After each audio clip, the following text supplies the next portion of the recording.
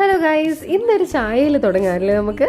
അപ്പോൾ ഇന്ന് രാവിലെ നമുക്ക് വാവേനെയും കൂട്ടിയിട്ട് ഹോസ്പിറ്റലിലോട്ട് പോകേണ്ടതായിട്ടുണ്ട്. വലിയ കുഴപ്പമൊന്നുമില്ല കേട്ടോ, ആൾക്ക് ചെറിയൊരു തണുപ്പ് പിടിച്ചിട്ടുണ്ട്.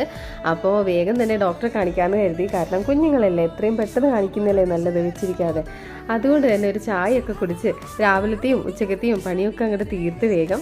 അപ്പോൾ ആൾ കുറച്ച് സാഡായിട്ടാണുള്ളത്, എന്താണെന്ന് അറിയില്ല, തണുപ്പ് പിടിച്ചുകൊണ്ടായിരിക്കാം. എന്നിട്ട് ഇന്നോസിനെയും ഹണീനൊക്കെ വേഗം തന്നെ സ്കൂളിലേക്ക് വിട്ടു. അത് കഴിഞ്ഞ് ഉച്ചക്കത്തെയും രാവിലത്തെയൊക്കെ പണിയൊക്കെ വേഗം തീർത്തു.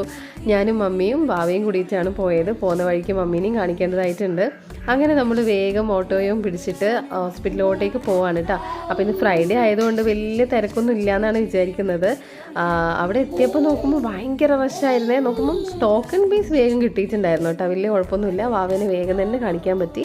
അപ്പോൾ തന്നെ എനിക്ക് ഭയങ്കര, അതായത് പെട്ടെന്ന് തന്നെ ഒരു ഓർമ്മ വന്നു, സംഗീത ഡോക്ടറെയും കൂടി ഒന്ന് കണ്ടാലോ. കാരണം എൻ്റെ ഗൈനക്കോളജി ഡോക്ടറാണ് കേട്ടോ. മനസ്സ് തട്ടി പറയാൻ കേട്ടോ, അടിപൊളി ഡോക്ടറാണ്. Very lovable and very caring. അങ്ങനെ വാവേനെ കാണിച്ചു കൊടുത്തപ്പോൾ ഡോക്ടർ ഭയങ്കര ഹാപ്പിയായി. വാവയെ മടിയിലൊക്കെ വെച്ചിട്ട് ഫോട്ടോ ഒക്കെ എടുത്തു. എൻ്റെ 3 ഡെലിവറിയും സംഗീത ഡോക്ടറാണ് ചെയ്തത്. എന്നെ കാണുമ്പോൾ തന്നെ ഡോക്ടർക്ക് ഭയങ്കര ഇതാണ്. എനിക്ക് യാക്കിതനെ കാണുമ്പോൾ ആ ഒരു സിസേറിയൻ ചെയ്യുന്നതും ആ ലേബർ റൂമും പിന്നെ എനിക്ക് ആ ഒരു ടൈമിന് ഫിറ്റ്സൊക്കെ വരാറുണ്ട്. അപ്പോൾ അതൊക്കെ ആലോചിച്ചിട്ട് എന്നെ കാണുമ്പോൾ അതാണ് ഫസ്റ്റ് എന്നെ പറയാട്ടോ. അപ്പോൾ 3 പ്രസവത്തിലൂടെ ഡെലിവറി ഒക്കെ കഴിഞ്ഞ് നിർത്തി. അതുകൊണ്ട് എന്നോട് പറയാം, ഒന്നും കൂടി നോക്കുന്നു എന്നെ കണ്ടപ്പോൾ.